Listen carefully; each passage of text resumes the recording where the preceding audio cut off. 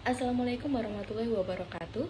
Perkenalkan, nama saya Rizka Rahmania. Di sini saya akan mempresentasikan tentang Business Activity Report untuk memenuhi ujian akhir semester mata kuliah kewirausahaan yang dipimpin oleh dosen pembimbing Ibu Rati.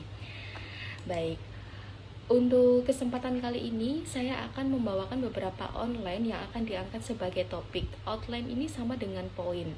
Outline yang pertama atau poin yang pertama yaitu product overview, atau menjelaskan tentang produk apa saja yang akan saya jual. Lalu yang kedua tentang promotion strategy, atau yang biasa disebut dengan strategi promosi. Strategi promosi sendiri adalah sebuah kegiatan yang direncanakan dengan menggunakan berbagai variabel-variabel promosi sebagai alat dengan maksud memberitahukan, membujuk, dan mengingatkan konsumen agar membeli produk dan merek perusahaan sehingga tujuan meningkatkan penjualan dapat tercapai. Lalu yang ketiga poinnya yaitu customer profile. Di sini nanti saya akan memberikan testimoni atau feedback umpan balik dari customer yang telah membeli produk dari saya. Lalu yang keempat ada competitor analysis. Competitor analysis atau analisa kompetitor adalah kegiatan analisis yang dilakukan untuk mendefinisikan kekuatan, kelemahan, peluang, dan ancaman perusahaan berdasarkan hubungannya dengan kompetitor di dalam sebuah pasar. Lalu yang terakhir, yang kelima itu ada sales report. Sales report ini adalah sebuah kegiatan pelaporan aktivitas penjualan dalam jangka waktu tertentu yang berisi data dan informasi rinci. Pada umumnya, laporan penjualan ini berisikan informasi seputar kuantitas penjualan, pendapatan, serta biaya operasional bisnis dalam jangka waktu tertentu. Baik, untuk poin yang pertama kita langsung saja masuk ke product overview. Di sini saya akan menampilkan 3 produk yang paling laku, paling bestsellernya Rizka Gallery. Yang pertama ada sling bag canvas. Sling bag canvas sendiri ini kami for sure bahannya terbuat dari kanvas. Untuk beratnya mulai dari 70 gram. Lalu untuk ukuran panjangnya kurang lebih sekitar 20 cm dan lebar 15 cm. Untuk sling bag ini ukurannya tidak jauh beda dari yang saya sebutkan tadi, sebab untuk sling bag sendiri ini kan tas yang cenderung kecil dan mudah dibawa kemana-mana, jadi ukurannya tidak akan menjadi besar. Lalu untuk produknya sendiri ini detailnya terdapat satu ruang yang memakai resleting, itu yang di besar, karena di sini ada 2 sekat. Sekat yang pertama ini yang besar, lalu sekat yang kedua itu berada di saku depan, ini tidak ada resleting. Namun ada juga beberapa yang tetap kita kasih resleting, karena di sini kita tidak hanya mengutamakan fungsi, tapi kita juga mengutamakan apakah produk ini terdesain cukup menarik atau tidak. Lalu untuk produk ini sendiri sangat bestseller di kalangan anak sekolah dari tingkat SD sampai SMA karena memang harganya yang sangat murah. Kebanyakan untuk mereka ini bisa dijual lagi.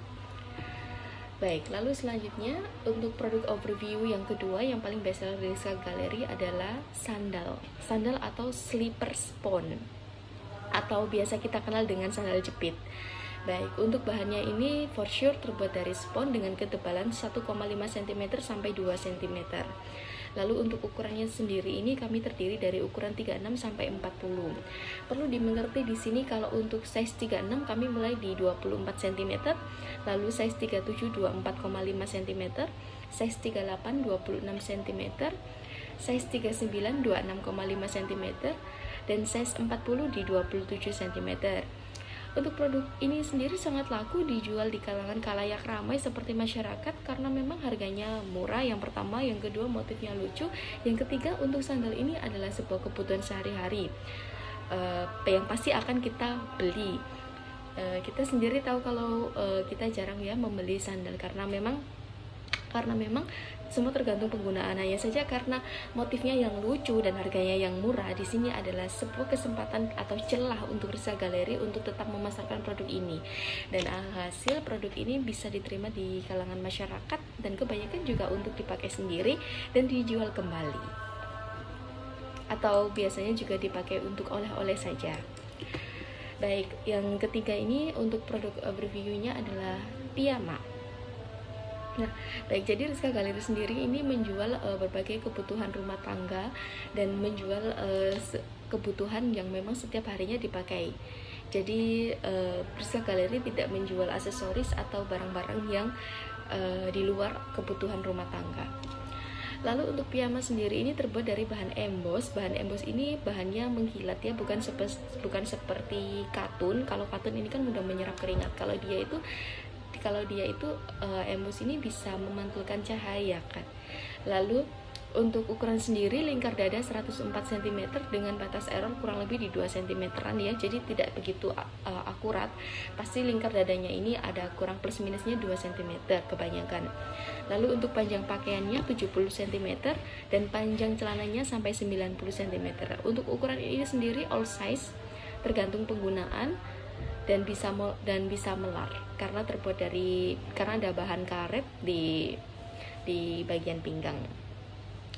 Untuk produk ini sendiri sangat laku terjual di kalangan ibu-ibu rumah tangga lebih tepatnya, karena memang kebutuhannya. Namun selain piyama kami juga ada produk lainnya, yaitu daster, lalu baju tidur dan piyama dengan berbagai motif lainnya.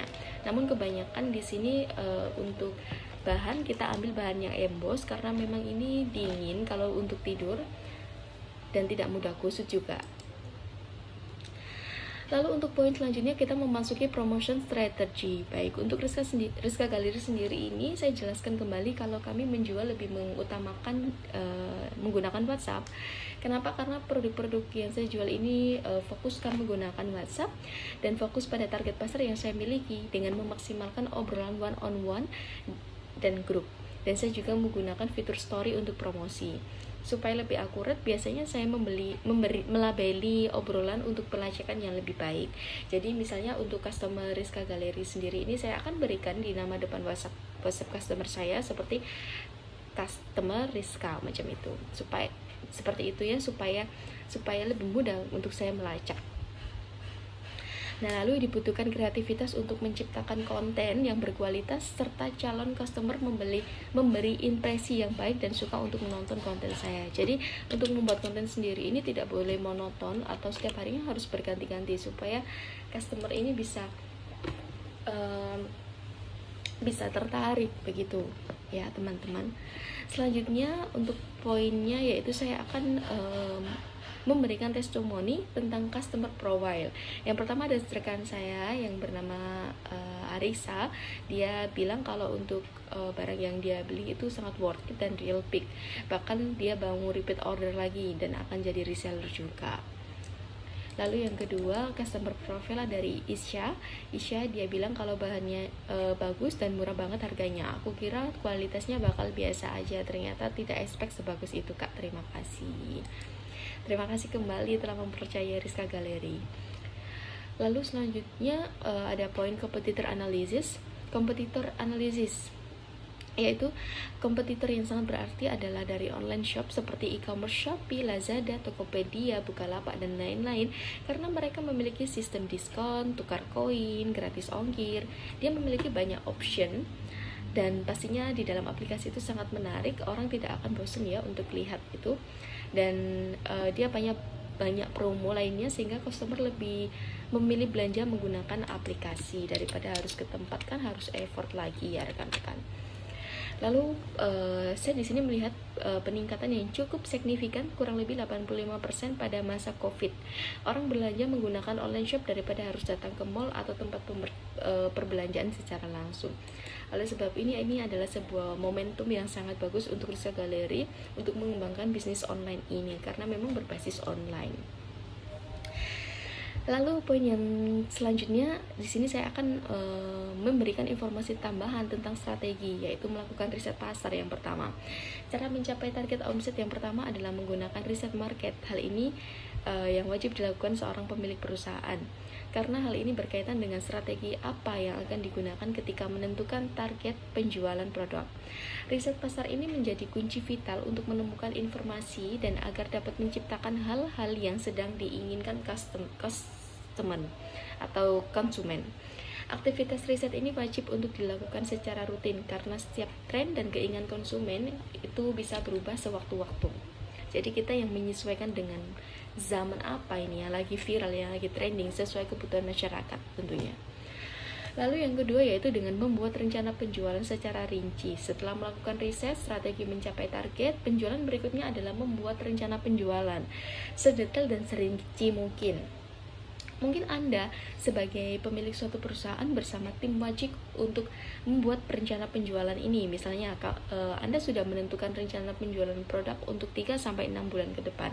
Maka dari itu, setiap sales dan jajaran staf wajib untuk berpegang teguh pada rencana target tersebut. Biasanya rencana target penjualan ini akan selalu ditetapkan pada setiap kuartal perusahaan.